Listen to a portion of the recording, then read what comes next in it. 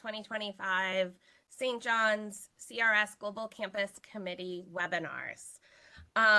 Today we are talking and focusing in on the question of refugees more broadly. And so as we begin, as we always do with prayer, we're using Catholic Relief Services Prayer for Refugees that is entitled A Moment for Grace.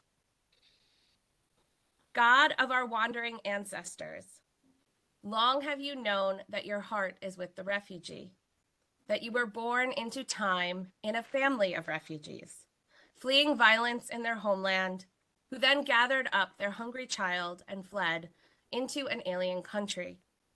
Their cry, your cry, resounds through the ages, will you let me in? Give us hearts that break open when our brothers and sisters turn to us with that same cry. Then surely all these things will follow. Ears will no longer turn deaf to their voices. Eyes will see a moment for grace instead of a threat. Tongues will not be silenced, but will instead advocate. And hands will reach out, working for peace in their homeland, working for justice in the lands where they seek safe haven. Lord, protect all refugees in their travels. May they find a friend in me and make me worthy of the refuge I have found in you. Amen. Amen. Amen. For those who are unaware, I am Dr. Meghan Clark. I am the faculty co-chair of St. John's CRS Global Campus Committee.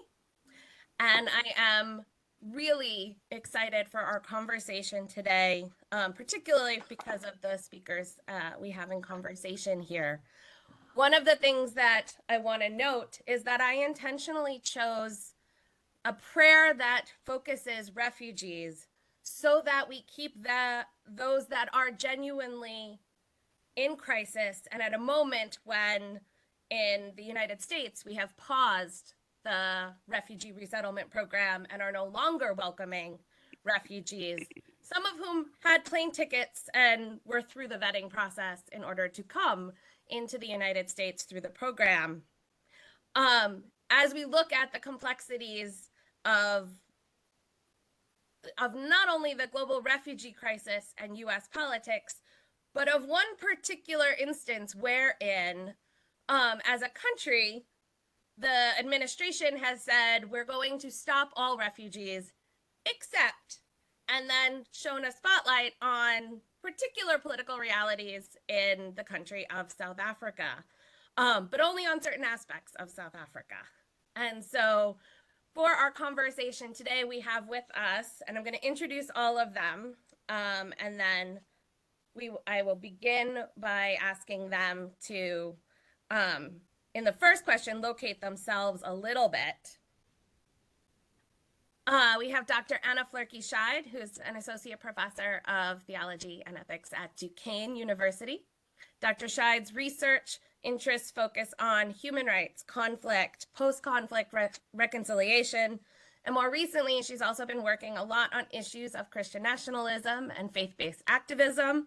She's a PhD in theological ethics from Boston College, where, full disclosure, she was one of my classmates. Father Peter Knox is a native of Johannesburg, South Africa. He is currently at the Jesuit Institute of South Africa. He previously taught at the Jesuit School of Theology at Hekima University College in Nairobi. His doctoral work focused on HIV/AIDS and African religions, but for the last decade, he has focused on environmental ethics, and more recently contributes regularly to the Catholic Theological Ethics in the World Church Forum as one of the voices from Africa, more broadly on a wide range of social and political ethics. He has his PhD in theology from St. Paul University in Ottawa, Canada. And Joan Rosenhauer, who has been a longtime friend of St. John's University. She was instrumental in the very beginning of St. John's relationship with Catholic Relief Services when she was there, is the retired executive director of Jesuit Refugee Services USA, with decades of experience on the question at JRS, Catholic Relief Services, and the USCCB's Department on Justice, Peace, and Human Development. Joan has spent most of her career advocating on behalf of refugees and the most vulnerable. She has a bachelor's degree in social work from the University of Iowa and a master's in public policy management from the University of Maryland, as well as numerous honorary degrees. And so I know everybody joins me in welcoming the three of you. As we begin, for those who haven't paid attention to just how drastic changes have been with respect to the United States official policies on refugees, resettlement, and asylum seeking, what we have had is a halt in the refugee resettlement program, which has left about 20,000 people who were ready and waiting to travel to the United States stranded. While at the same time, the administration has focused its attention on South Africa, including issuing various sanctions and an asterisk on its refugee halt, saying publicly claiming an exception, particularly for Afrikaners, in what it's calling Mission South Africa, in terms of the administration, focusing on what it considers to be a problem with the South African government's approach to land reform and domestic policy. So we're going to start by focusing our attention on South Africa, and I want to start with you, Peter. So in February, as I mentioned, President Trump signed an executive order, which he said addressing egregious actions of the Republic of South Africa, claiming that Afrikaners are being persecuted based on South Africans, the government's efforts at land reform. Can you share a little history and context for the political situation in South Africa, and especially on this question of land? As in reality, our students probably don't know a whole lot about the context of South Africa. Many thanks, Megan, and many thanks for inviting me to participate in this conversation today. It's nighttime in South Africa already, but we are not benighted. Firstly, many of your students may be asking, who are the Afrikaners? And I think let's begin with that. The Afrikaners are descendants of Dutch settlers who arrived in South Africa. The first of them arrived in 1652. That's almost 400 years ago. But Afrikaners are originally from the Netherlands, but there's a group of people who speak Afrikaans, that is a South African language not very different to Dutch, a group of people who arrived as refugees from France. They were being persecuted by the Catholic Church. They were Huguenots, and the language they chose to operate in was Afrikaans, well, what emerged as Afrikaans. So the Afrikaans settlers have been here for over 350 years. They are all white, that is of European extraction. There are, however, millions of people who speak Afrikaans as a home language of African and mixed race extraction. So when the Trump administration is talking of Afrikaners, they're talking specifically of people of Dutch extraction who've been in this country for 350 years, or whose ancestors have been here for 350 years. Let me just give you a brief demography of South Africa. We have about 63 million people in the population. Of that, 81% are Black, that is Africans. 8.5% are people of mixed descent, that is, in their history, there are Africans and Europeans. And I'm what they call a Euro-African. My ancestors come from Germany and from Scotland, but I've been born in Africa and I'm a fourth generation African. So I'm an African of European extraction. And then we have Africans as well of Asian extraction, 2.6% of them. They were brought in the 19th century as indentured labor to work in the cane fields and to work in agriculture. So of 63 million people, maybe 48 million are African Africans, and maybe 10 million are white, so-called white South Africans. of those white South Africans, maybe 50% are what we would call Afrikaners, that is, white South Africans with this Dutch background. In the 20th century, in fact, in the year 1913, the government of the time, it was very shortly after South Africa gained independence from Britain. South Africa was first a Dutch colony and then a British colony. In 1913, after our War of Independence, the Land Act was passed, which limited the ownership of land mostly to white people, but African people were allowed to have 7% of the land. So 80% of the population was allowed to own 7% of the land. That was changed a little bit in 1936 when African people were allowed to own 13% of the land. So still 80% of the population, more or less, are permitted to own 13% of the land. And South Africa is a very arid land. I don't know if you've ever looked at a map, you see the Kalahari Desert kind of coming into the northwest part of the country. The southern part of the country is what's called semi-arid or semi-desert. And so only around the coast and in the northeast of the country is the land arable or sufficiently arable for the growth of crops and for the raising of livestock. So land is a very contested issue in South Africa. When South Africa when South Africa adopted its new constitution and all people were permitted to vote in the country, all people had political rights in the country, that was in 1994, white people owned 80% of the land. So 8% of the population were owning 8% of the land. And one of the first tasks that the government set itself was to redress the land ownership issue. I was living in Soweto in the 1980s, and Black people were not allowed to own the houses in which they lived. The houses were owned by the city of Johannesburg, or the city of Soweto, and title deeds were only issued to the occupants of land in the early 1980s. And so without land, without ownership of the properties, African people, Black African people, didn't have access to bonds or to finances at the bank or anything like that. They had no collateral. And so it's really only since the 1980s that Black people have been able to get into the economy by having a foothold in land ownership. 17% of the country can be used for crops. About 50% of the farmland can be used for extensive grazing, that is, not grazing in camps. And then maybe 20% can be used for intensive grazing and the raising of other livestock. So it's really only around the south and up the east of the country that agriculture is viable. And so there's limited potential for full-time agriculture and sustainable agriculture.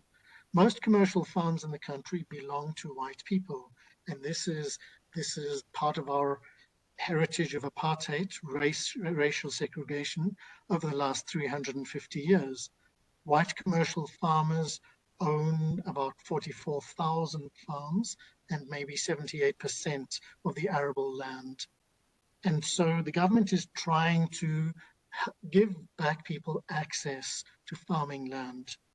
In last year, towards the end of last year, the Expropriation Act was replaced. There has been an Expropriation Act of the apartheid government, of the white government, since 1975.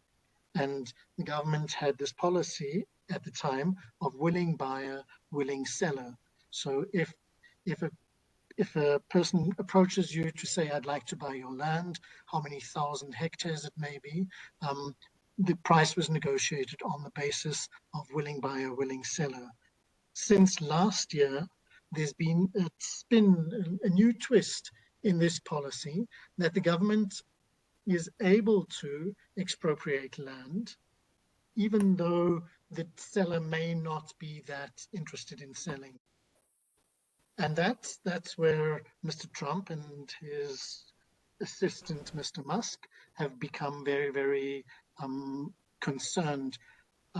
But this new Land Act is within the Constitution of South Africa, which recognizes the right to ownership and maintains the right to ownership of land. But the government says it is permitted to expropriate land if there's an urgent public need and if it's in the public interest. So, for example, if a school or a hospital or a road needs to be built, the government is allowed to expropriate that land and pay a fair price for it. And that was in the previous Land Act of 1975. There's something now which is called the public interest, and it's in the public interest for the land to be distributed much more fairly.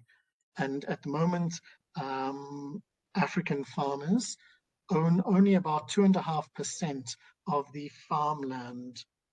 Okay, so the other 97% is still in the hands of white landowners. So over the 30 years since South Africa's new constitution was enacted, only 2.5% of the land has been transferred to black farmers. And mostly 75% of that was bought by the African farmers themselves. 25%, that is a fraction of the land, was actually bought by the government and transferred to black farmers or black communities who had historical title to the land. So what has changed?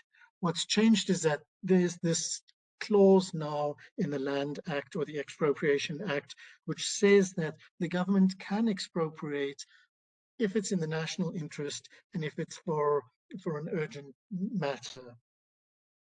There's a group of white Afrikaans farmers who call themselves AfriForum, and they've come to the American government saying we are being unfairly chased off our land. And that's where Mr. Trump reacted in February of this year, having listened to AfriForum. They represent maybe 1,000 families, Afrikaans, white Afrikaans families, saying that they're being unfairly discriminated against. The majority of farmers in South Africa have repudiated them and said that they're trying to cause a storm in a teacup. There is no threat to our ownership of land. Even if the government does expropriate land, it has to go through the process. It has to go through a legal process. It has to go through the courts. There has to be a court order. There has to be a judgment in favor of the government taking the land. And then the owner, the previous owner, will be compensated at a fair market value. And so most of us are bemused. I know one of your subsequent questions is going to be, what is the reaction of most South Africans? We're just completely bemused at this, that the AfriForum have managed to get the ear of somebody in the United States administration, and this has become a cause célèbre. Like it's become a reason for the Trump administration to gun for the South African government again. You're going to ask me later on, I believe, what we're hearing on the streets, and there I'll give you a lot more opinion. But I think I've given you enough background about the land and who the Afrikaners are and what the situation is regarding the ownership of land. Thank you, Peter. That is incredibly helpful and covers a lot of ground in a very short period of time. And I also, as I transition, Anna, to asking you a question, I want to note for anyone watching now or when the recording is posted that what you just described sounds an awful lot like eminent domain in the United States, which has existed and regularly.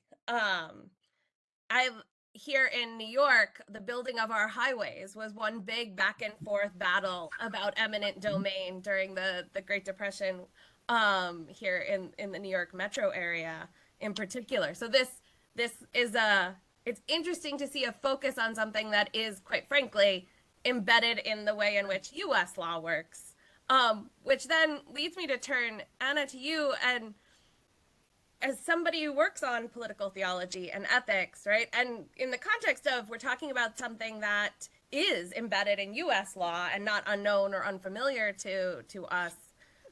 Why do you think this administration has focused on South Africa in this particular way and on this issue? Yeah, thank you. Thanks, Megan. So I actually think it's important to notice, and apologize for my eyes coming up and down. I'm working on a couple screens here. So I think it's important to notice some parallel ideas and some parallel strategies at the heart of the GOP Trump administration, and also at the heart of this minority within a minority, as Peter described it, Afrikaner nationalist and sometimes even secessionist movement in South Africa. And the parallel that strikes me as most prominent is the issue of white grievance. So the US president right now himself, along with those close to him, are regularly flirting with or openly embracing white power ideology and white grievance. And I want to start with just a quick reminder of some of the people who are involved in that. So you have, for example, Trump political advisor Roger Stone, who has been in the background more lately as opposed to front and center. But we know that coming up to the January 6th insurrection, he recited the 14 words, which for those of you who aren't aware, there's a long history of the 14 words associated with past and current white supremacist groups like the Proud Boys. And the 14 words are: we must secure the existence of our people and a future for white children. So Roger Stone, a major Trump advisor, essentially voicing the Proud Boys initiation words, right? Another major figure in this is Steve Miller, who is currently the administration's deputy chief of staff and Homeland Security advisor. And he's really the main architect of the mass deportation policy that I think is closely related to our issues with refugees, immigration, and this issue of a South African kind of exception. And he's been a known white supremacist since the first Trump term, when his emails and text messages were leaked, revealing him to be a connoisseur of white supremacist literature and a espouser of the Great Replacement myth, which is the idea that non-white people are somehow trying to replace or even enact a genocide against white people. That's an active myth both in the US and the South African context. And he's responsible for all kinds of misinformation on immigrants around criminality and things like that, often discredited, related to discredited racial theories about, genetic Black people and brown people being more genetically prone to criminality, and other discredited ideas, pseudoscientific ideas. And of course, as Peter mentioned, there's Elon Musk, who is himself a white South African immigrant to the United States, and has, according to Al Jazeera, been very much in the ear of the president on this, alleging that the South African government is not just trying to enact land reform, but trying to get rid of the country's white minorities, and inflating the idea that white folks in South Africa are the victims of crime and murder, even though only about 1% of all murders in South Africa every year are against white South Africans, but referring to that as a genocide of white people in South Africa. And then on the South African side, briefly, you have Ernst Reutz. Am I pronouncing that right, Peter? Perfect. Good enough? Perfect. Okay, good. Okay. Mm-hmm. So he is, in fact, one of the leaders of that AfriForum movement that Peter described a minute ago, that white farmer group that that is trying to get the ear of the president around these issues. And he is expressing white frustration, white grievance with economic policies, including land reform, that are designed to lift Black South Africans out of the kind of the continued apartheid-related economic deprivation, poverty. And he's accusing, one of the things that's interesting is he's really accusing the South African government of trying to become socialist, which I think is important to kind of recognize as a buzzword that plays into the mind of Trump and the Trump administration, right, who would also want to accuse sort of left-wing politics in the United States of veering towards socialism. And it also harkens back to accusations that the ANC was infiltrated by communists back in the anti-apartheid struggle. So like Miller in the Trump administration, Ernst Roets is spreading misinformation and conspiracy theories, not only about what's happening in South Africa now, but if you listen to some of his interviews, he's spreading conspiracy theories and misinformation about the anti-apartheid struggle even, right? Going all the way back to the ANC. Yeah. Okay, I know I'm almost done here, but I'd already mentioned a couple policy parallels. I'd already mentioned the way in which Roets and his organization are objecting to economic policies of all kinds that are trying to rectify disparities in wealth in South Africa. Here in the US, in this administration, we're seeing similar objections to, and now also policies opposing any work on sort of diversity, equity, and inclusion, opposing any research on racial disparities in healthcare, housing, etc., all on the grounds that it's discriminatory towards white people, white Americans. And a parallel here is in the most extreme language you can really imagine on Tucker Carlson. Of course, we're going to have extreme language on Tucker Carlson.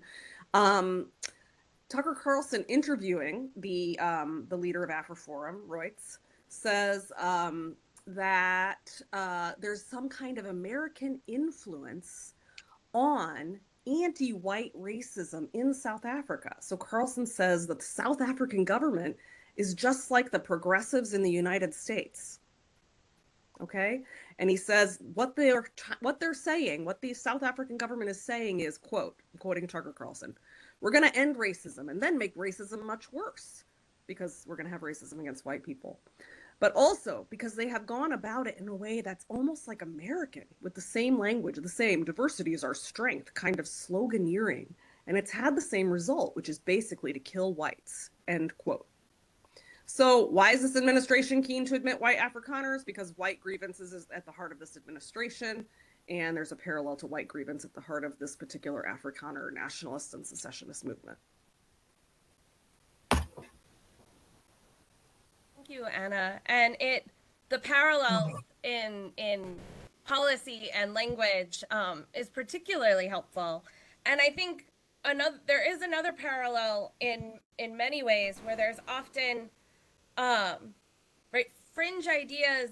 Social media gives them a lot more play, but oftentimes they're met by the general public with a kind of like, wait, what's going on? Where did this come from? Particularly people who aren't as connected. And so before we delve more into kind of questions of refugees in South Africa, and I turn to Joan, this is where, Peter, I just wanted to ask, so what has the response been in South Africa to this particular kind of U.S.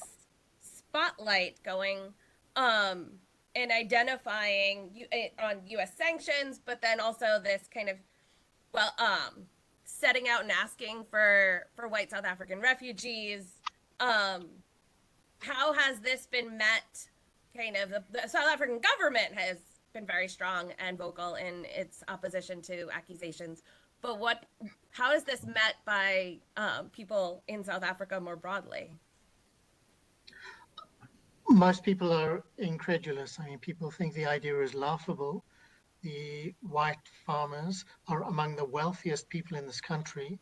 This country has the highest Gini coefficient, that is the index of disparity of income and ownership in the world. And so the white farmers are among the wealthiest people in South Africa, and they're living in multi-million rand houses and properties, whereas many, many African people are living in shacks. And so the idea that these white farmers, these Afrikaner farmers, are somehow economically being disadvantaged or they're being got at. I really, really liked Anna's explanation of this kind of this white grievance and the parallels between the United States and South Africa. South Africans here just find it totally strange. We have a government of national unity at the moment that is a broad-based coalition, and it's not just the ANC, which for the last 30 years has been the dominant party in the country and the ruling party in the country, but across our government, across every kind of party, political party, there's just lack of belief. How can anyone be taken in by this narrative? And I mentioned the DEI policies in the United States. There are some South Africans who believe what we call BEE, Black Economic Empowerment, to be discriminatory against white South Africans. And that debate has been going in our country for the last 30 years since BEE was enacted. But still, there's a lot of catching up to do. You don't sort of come out of 350 years of racism and suddenly the whole economy has been rectified. And so there are some measures which are being taken, which are realistic, and white people are feeling the pinch. For example, I'm too pale, I'm too male, and I'm a bit too stale to get a job in a government university, for example. And so I feel it, but it's not the end of my life. It's not kind of defining my identity. And I didn't mention the whole Israel question. And South Africa is taking Israel, at least accusing Israel of genocide in the Gaza Strip. But I think that's it's an important part of the narrative as well. And maybe we'll come to that later. Thank you. Joan, one of the things that I've learned about and used in my classes is some resources that JRS produced. Many of them, there was this great project a couple of years, maybe I guess 10 years ago now, called Mercy in Motion, where there were videos made and interviews with refugees from different places. But a number of those videos were refugees from a number of places who were living in South Africa, young people interviewed that I've shown to my students because they were also college students. As we bring refugees more into the conversation, I want to ask you to share a little bit about Jesuit Refugee Service and its work and its worth in South Africa, noting that South Africa is a major host of refugees and asylum seekers, with more than 250,000 refugee and asylum seekers, according to the UN High Commission on Refugees' most recent data. So if you could share a little bit about JRS and then also JRS's work in South Africa and where this all fits in.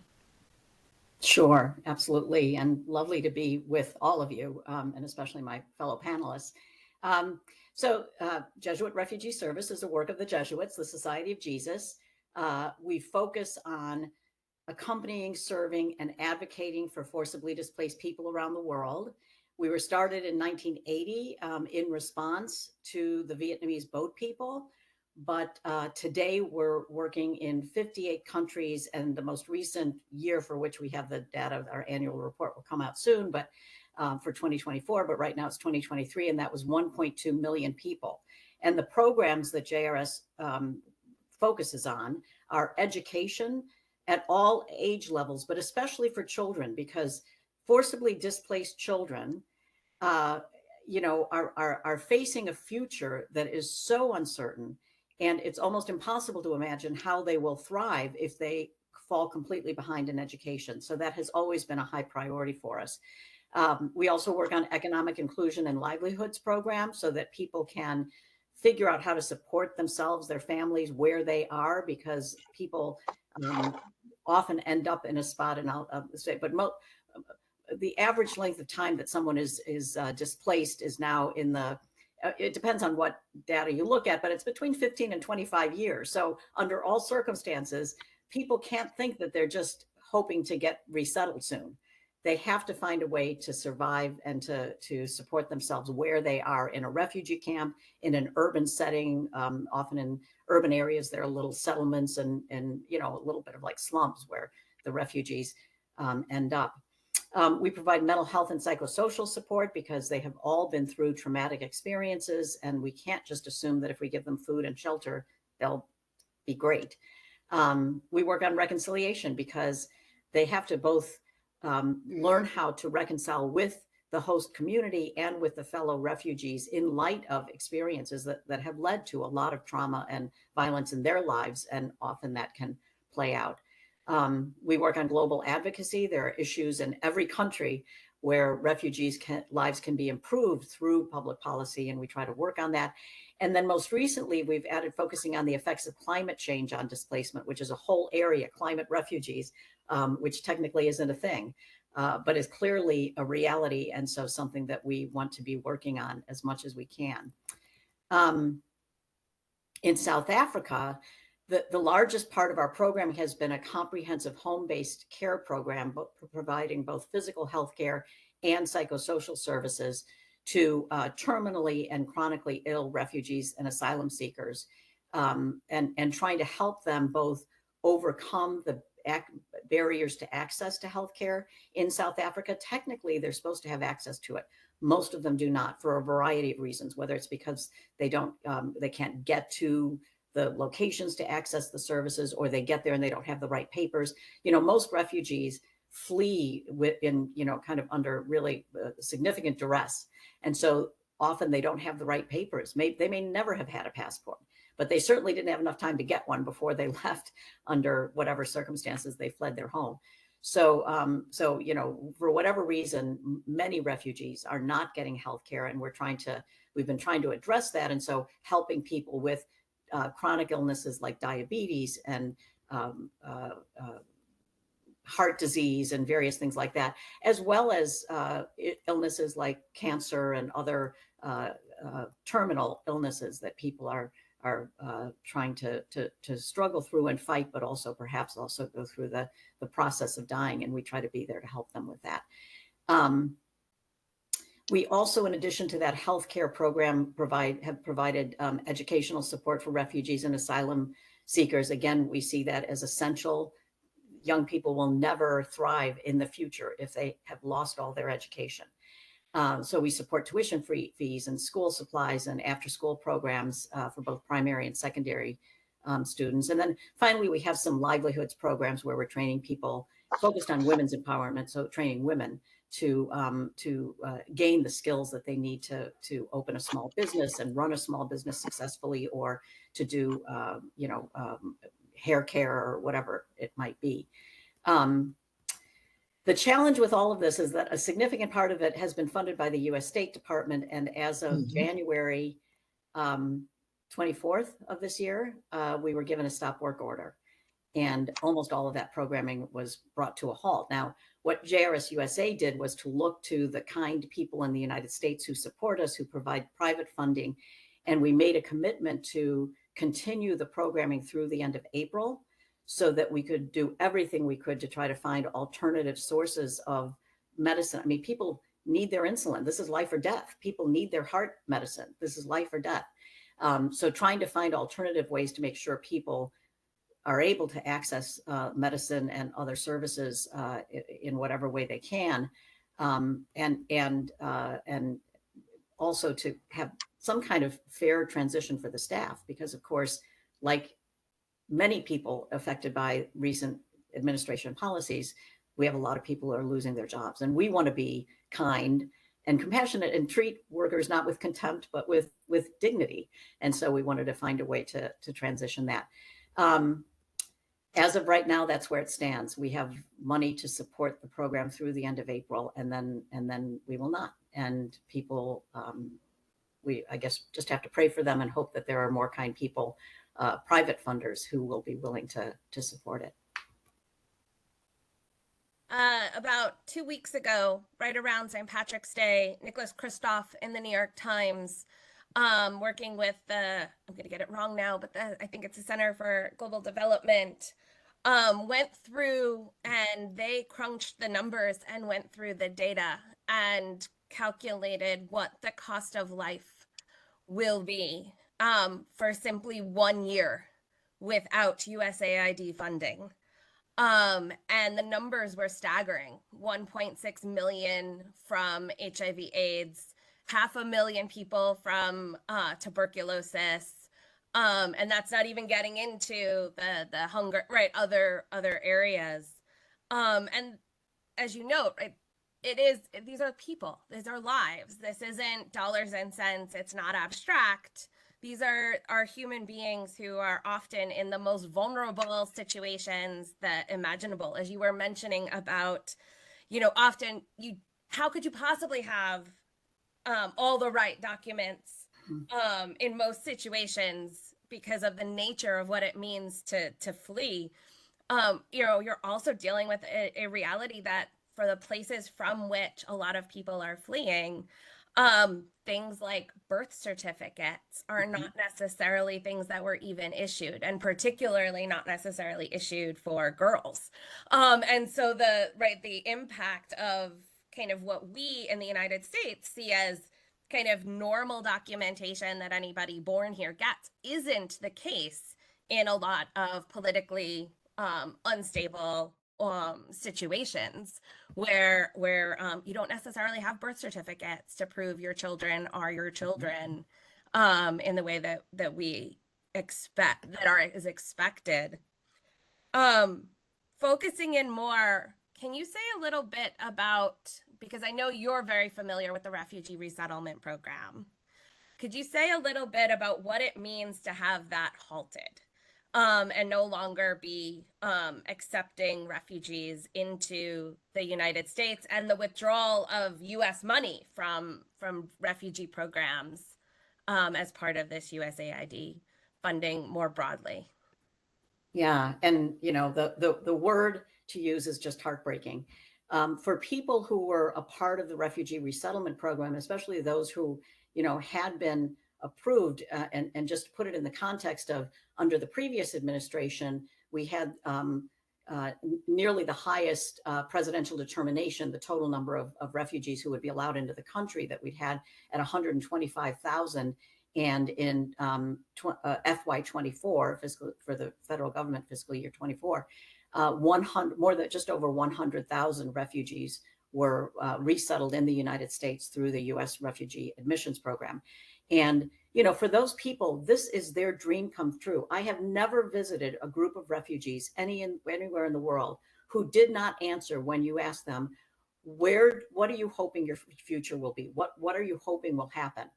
They want to come to the United States. I mean, sometimes they'll say United States or Canada or Australia, but clearly coming to the United States is their dream. And so for these people who are on the verge of that process, this is just a devastating loss. Their life's dreams are destroyed by this. And now what? Where will they be? Where might they find a permanent status where they can, live their lives and just to try to completely regroup? And they often have family here, and that's now, that connection is now being lost. And so it really is a huge loss for those people, and just heartbreaking to think about them. I do want to note that it's easy to lose sight of the fact that really only about 1% of all refugees worldwide are resettled, especially in places like the US. This is a tiny fraction. There are 122 million people forcibly displaced worldwide, according to the UNHCR's most recent data. And so again, less than 1% of refugees are ever resettled. Many of them stay in whatever host country, or they move around a little bit, but they can be in essentially a refugee camp for 15, 20, 25 years. I remember visiting Eastern Chad, and this was before the current war in Sudan. And there were people there that, like, the whole world had forgotten. More than 20 years ago, there was a genocide in Darfur, and the world was horrified because we had said we would never let a genocide happen again. And the world was horrified, and it was all over the news. And like more than 20 years later, nobody was thinking about it. And the people who were displaced by that genocide were still there in a refugee camp. And I'm talking about mud walls and thatched roofs, like so little in terms of basic, materials and conveniences and services. We were running the education program, major education program, but it just gives you a sense of how, when people are not able to be resettled, what happens to them in these countries where they end up. And 71% of all refugees are in, or displaced people are in, middle and lower income countries. So, when funding isn't available to help them there, then you have children whose lives are just on a path to nowhere, frankly. If they don't have, obviously have to have food, have to have shelter. All of these things have been significantly supported by the US government through USAID and through the State Department. Education, as I said, is critical for children so that they have a future. And every parent that I have ever met, a refugee parent, that is the key thing they want for their children. They want their children to be educated because they believe someday their children will be in a situation where that education will be essential, will be critical. So, again, when USAID funding is cut, when State Department funding is cut, which is what you saw with JRS USA, people don't have food and housing. Children do not have education, and they don't know what their future is going to be. They do not have programs to help them establish a livelihoods. There are lots of really small businesses, little, like almost convenience stores, but in a refugee camp, it's like a little table set up with a bunch of shampoos and soaps and stuff. But that can make the difference between paying school fees or not. For a family, and to have help setting that up as a thriving business as opposed to something that just fails makes all the difference. So the difference for people in all of these countries where refugees are found to lose that USAID and State Department funding is huge. And it breaks my heart because I remember going around to places and you would see these big signs that would say USAID from the American people. Mm-hmm. And that's the kind of people we were. We were people who were willing to help the most desperate people in the world. We felt that we wanted to be leaders in the world, bringing kindness and compassion and support to people who were suffering and struggling. That's who we were. We didn't cut them off and ignore them. And it just breaks my heart that that is not who we are anymore or will be. A couple of other things, related to this in terms of all the funding cuts, not so much USAID and things, but just to note that the legal services provided to unaccompanied minors, immigrant children in the country has been terminated and is expected to affect around 26,000 immigrant children, which means that you're going to have like a 9-year-old facing an immigration judge and trying to represent themselves and manage for themselves in this immigration process. It just is impossible to imagine how that's going to happen. And then just a couple of other things in terms of the impact. So I mentioned already the kind of diminished role for the US in the world. Everything you've heard, I've seen it. Everything you've heard about, China wants to be present all over the world. And you see that in the Belt and Road Initiative and everything. And the US always had a presence that was filled with compassion and support for people. And the fact that we've lost that just breaks my heart in terms of who we are and how it affects people. But also, as you look at like not only the resettlement program, but the asylum program and ways that people are coming into the US, there are a lot of lost benefits for the US. And I'll just say a word about a few things. I know people are somewhat aware of this, but agriculture is going to be hurt tremendously when we don't have immigrant workers coming into the country. The construction industry is going to be hurt tremendously. Support for Social Security. People are worked up about people getting Social Security when they shouldn't, but it's actually they pay in and they don't get it if they're, not eligible and not citizens and undocumented and whatnot. They still, if they end up with a job, they can pay in, but they don't get the benefits. And so it benefits all the rest of us who do get the benefits of Social Security. And just one thing that really struck me recently that I think people are unaware of. I was watching the chairman of the Federal Reserve speak to something called the National Monetary Forum, and he was being interviewed. And the question he was asked was, why did the US have the fastest and most robust recovery from the economic impacts of the pandemic?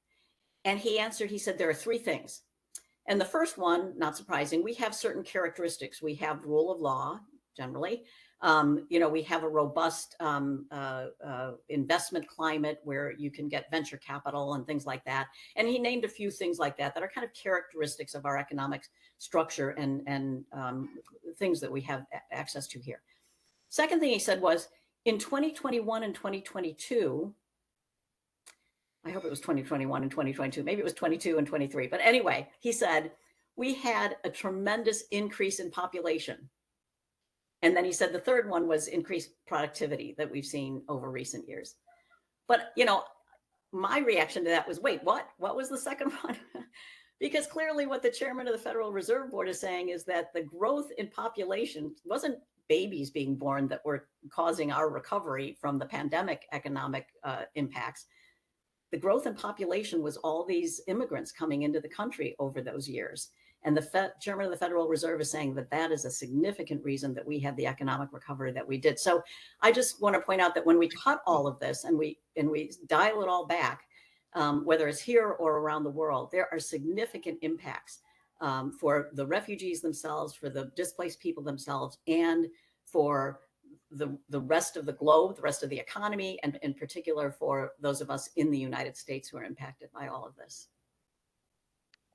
Thank you, Joan. And it's, as you were talking, and I was thinking about, how many administrations you have seen the transitions between working at CRS, not just JRS, but working at Catholic Relief Services before that, and then at the Bishops' Conference. And administrations, politics, political climates change and priorities change and things get kind of reshifted, but never has anything like what we are seeing. Never has USAID been defunded and cut. Never has appropriated grants for humanitarian aid through the State Department suddenly been issued stop work orders. Right, that there's this pullback and cut off of humanitarian and development funding is not something we have ever had before. And we've had plenty of changes between political parties. And it was always, there are things that people would differ about, but the commitment and the basic structure itself was always bipartisan within the US context. Yep. And so there is a deep, as you note, a deep sense of mistaking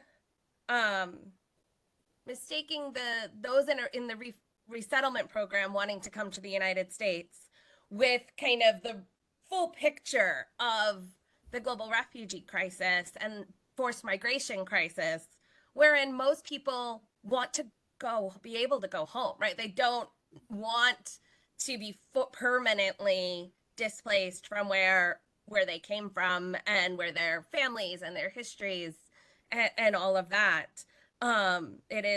There's a reason that Pope Francis always emphasizes the forced element of a lot of these crises when he speaks.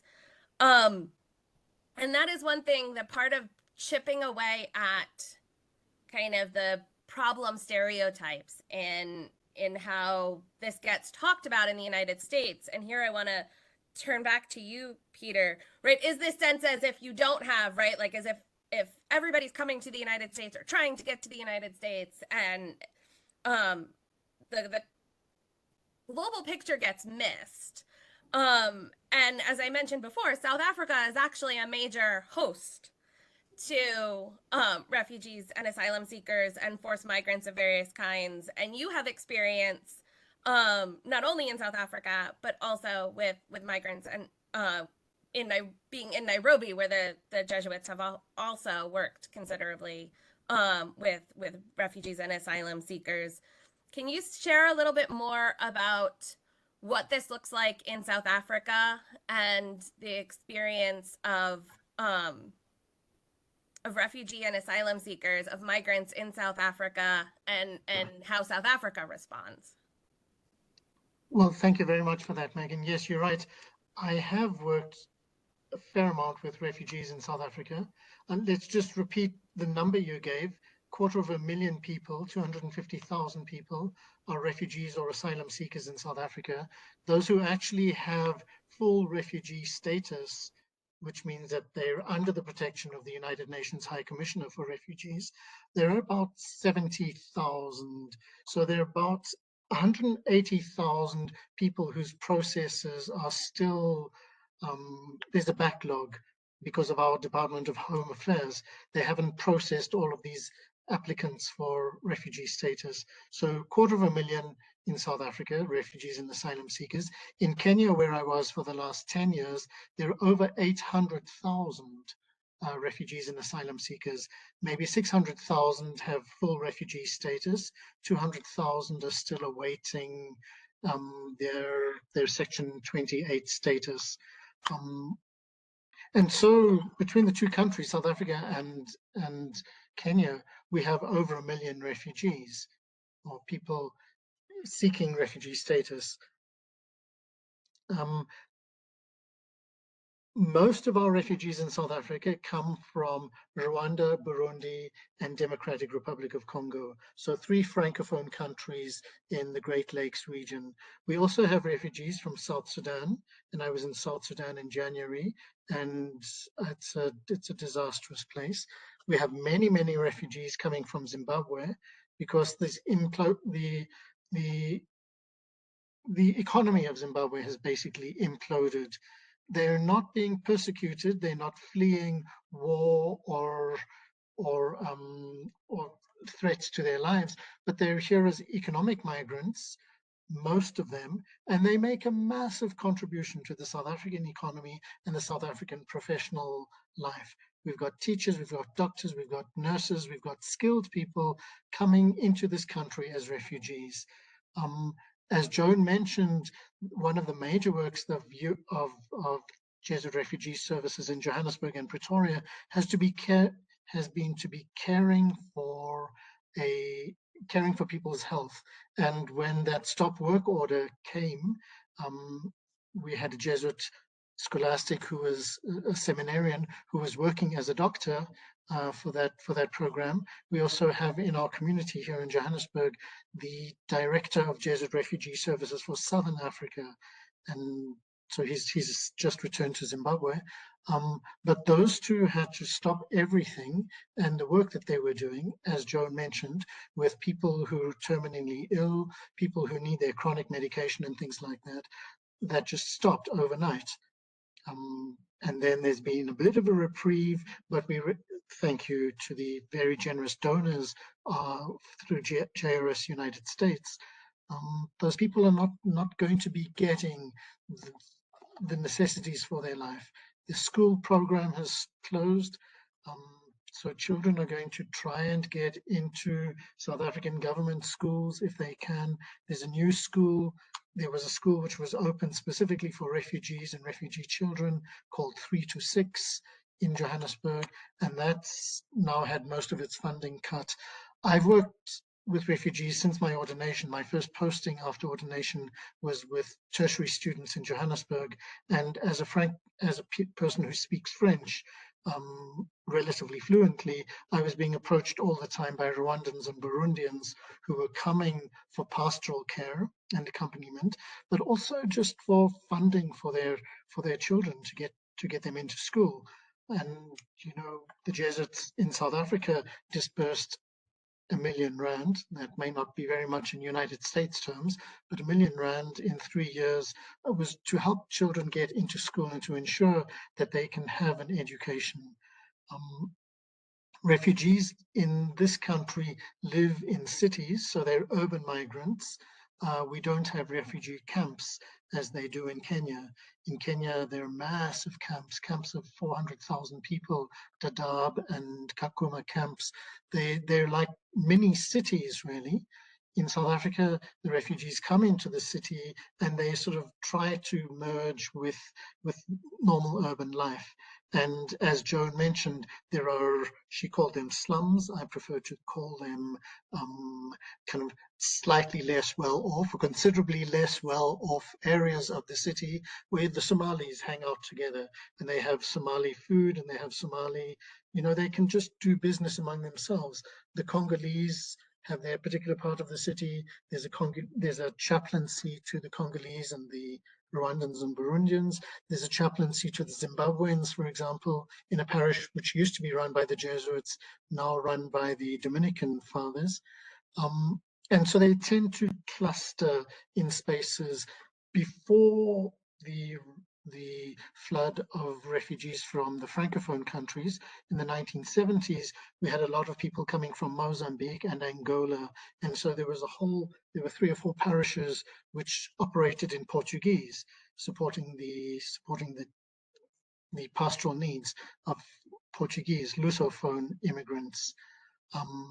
Again, I was working in one of those parishes for a while, just regularly supporting them, saying mass, trying to give people their pastoral care. And so South Africa has a history of being a place where refugees can come. And we've had xenophobia, as you, I mean, what Anna was describing earlier, I would call that in South Africa xenophobia. It's basically, we don't want people who are not like us.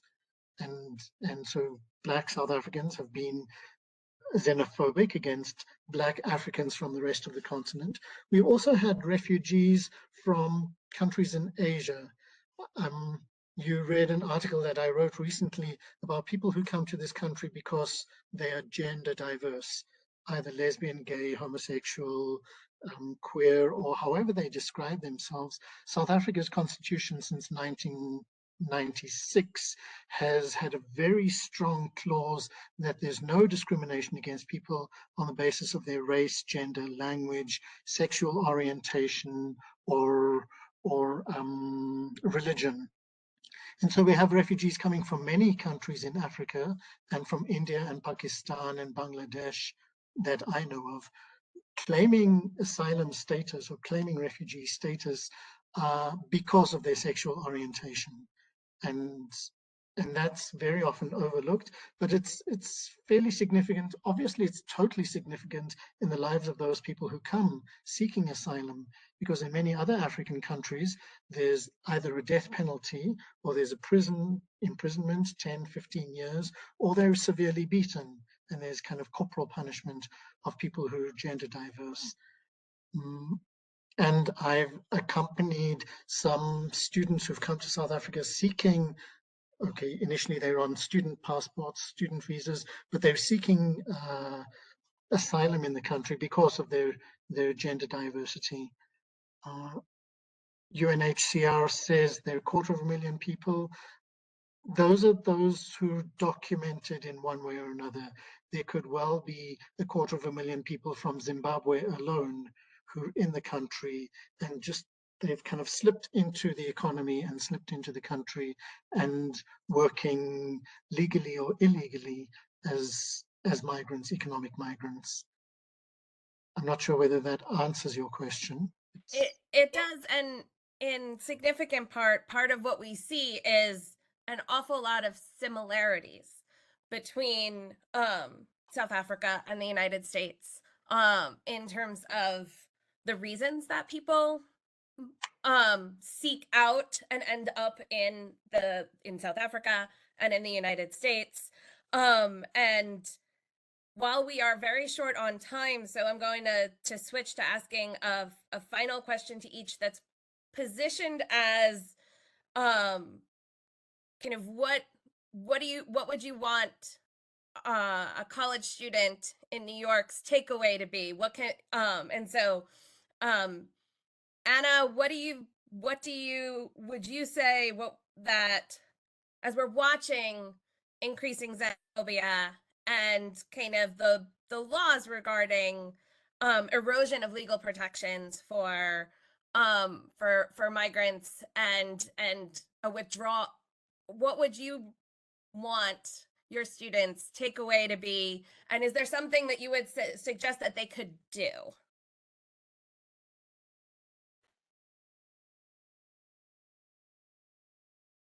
Of course, I was muted, so I need to. So yes, thanks for that question. I think that what can you do? One of the things that I emphasize with my own students is that we are not powerless. That powerlessness in general is a myth. And in fact, it's in the interest of more powerful than you people that you think you're powerless, right? Because then you kind of sit on your hands and you don't do anything. I think that there is a huge cloud of fear descending on the United States around political advocacy right now, especially for students who are from other countries.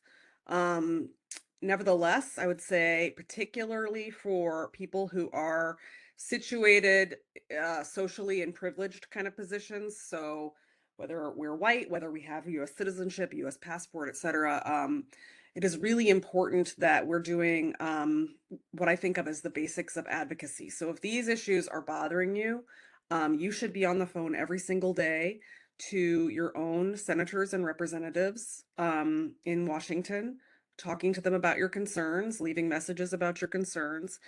And you're in New York, so for some of you may be saying, but I'm talking to the people who already know that these are concerns, right?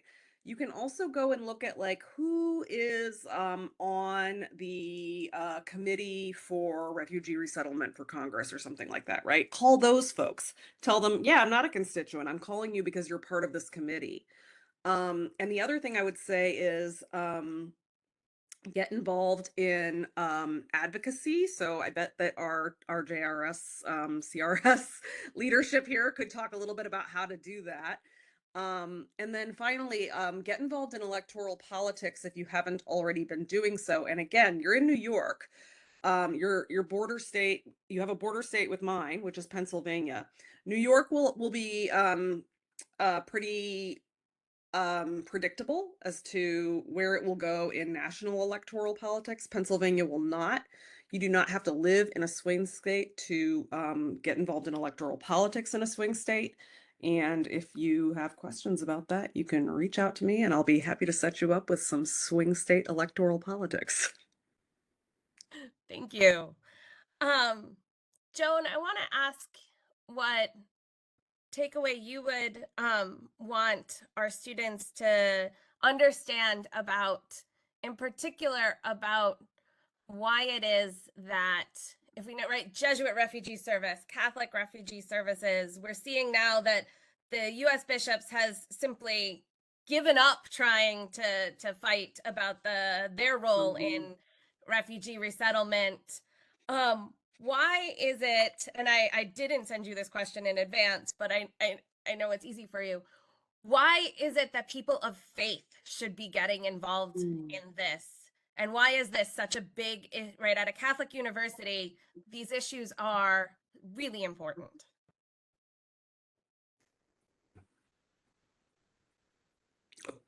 Muted. Okay. Glad you asked that question. I said the most brilliant thing, and now, you know, that. Anyway, no, I think this is a critical question because certainly, like in general in our country, we were people who cared about other people. We were people who were proud to be compassionate and to be kind. And the idea that now that's not cool anymore. I read an article recently, and somebody wrote, "Kindness is over." Kindness can't be over, and especially as a Catholic organization or as Catholics, we care. We at the heart of who we are is loving our neighbor. So what does it mean to love our neighbor? And nobody ever said that the neighbor is only the person you can touch and talk to. Our neighbors, especially in the time that we live in with internet and everything, we know what's going on around the world. Our neighbors are all over the world. We love our neighbor. We care for the least among us. That is the measure of our lives, how much we cared for the people who are suffering the most. That's what we believe as Christians. We care for the hungry. We care for the homeless.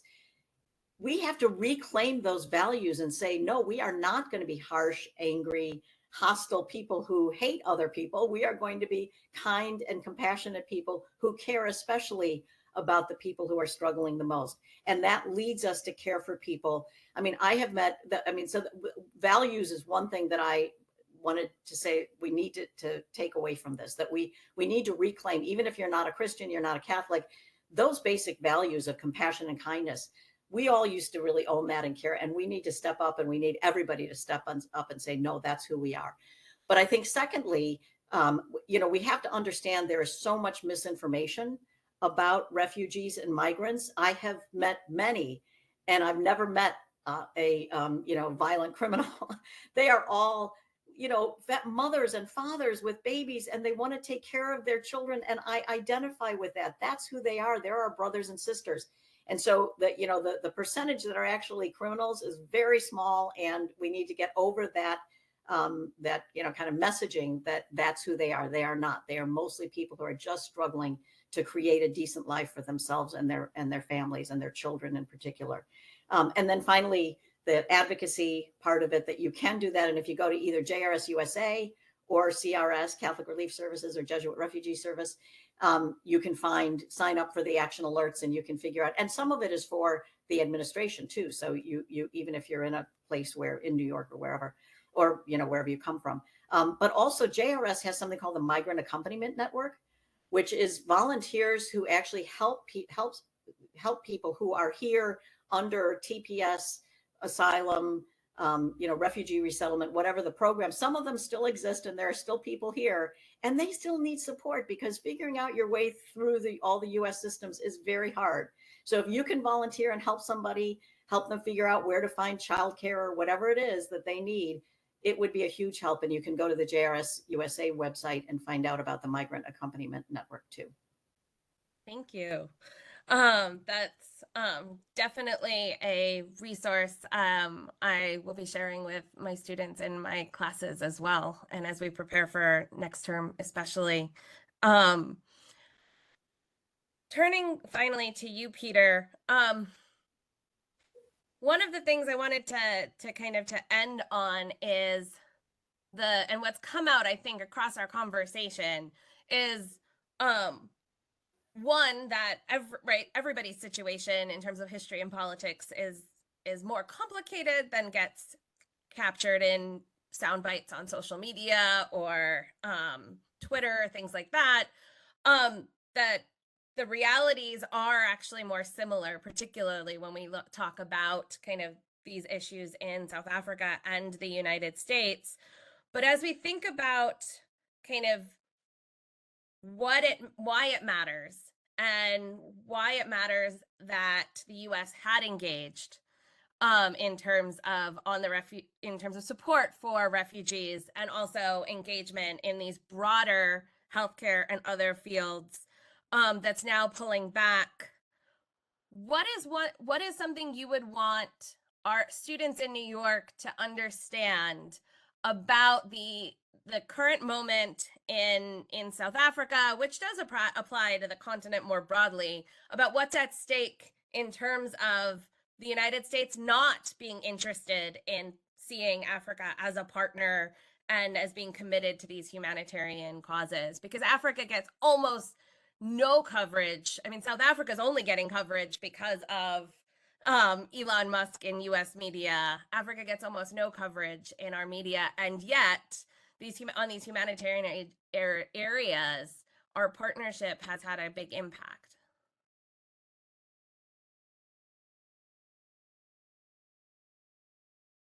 Now you are muted.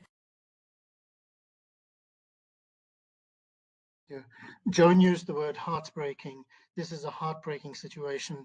Many people, many refugees are really sad, partly because our image of the United States has changed. We see the United States as another banana republic, if I may say so, with a tin pot dictator who can do what he likes by executive order. And so our vision of the States as a democracy that works has been eroded a little bit. And I'm sad to say that. Anna was encouraging people to get involved in politics. I think people have to go out and vote. And your functional democracy your democracy functions with a lower percentage than the participants in South Africa who vote. We were discussing at dinner last night that in Australia it's mandatory to vote.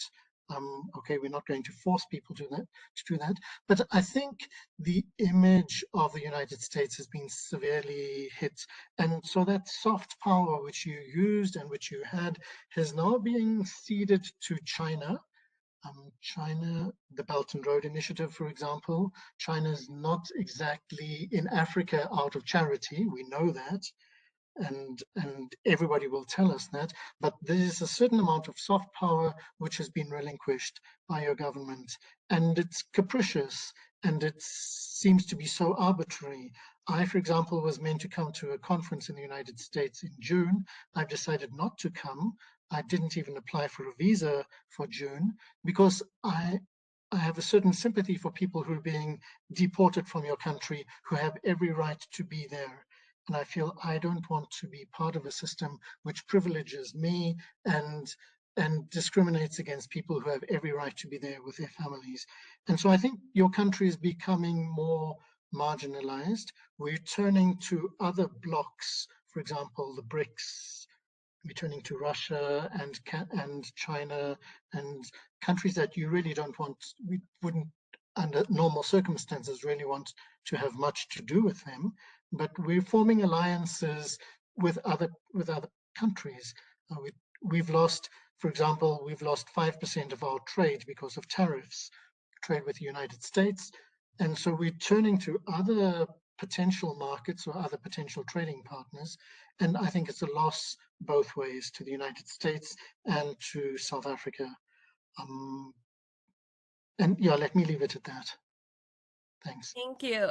Well, and it's important, again, it's important to kind of understand both the domestic impact in terms of what is happening for migrants coming here, what is happening in terms of our withdrawal and participation in humanitarian functions globally. But there is also this more ephemeral, but economically and politically concrete role that kind of what global function has the United States played within the bigger context of development and global politics. And I think it's helpful for our students to get a sense of how the withdrawal is being perceived and the reality that this is having a serious impact on foreign policy, economic relations, but also just on the general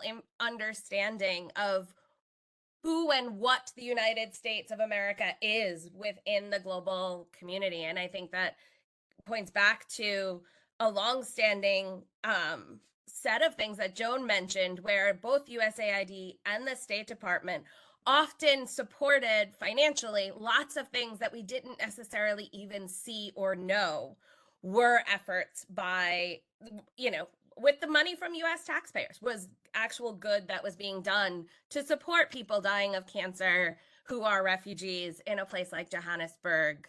And so I want to end there, because I think that is that image in particular, right, of your seminarian who's a doctor no longer being able to go and provide the care that he was providing to refugees in serious illness because of the capriciousness of the cutting off of US aid and Department of State development funds, really does encapsulate kind of the political moment in terms of where we are.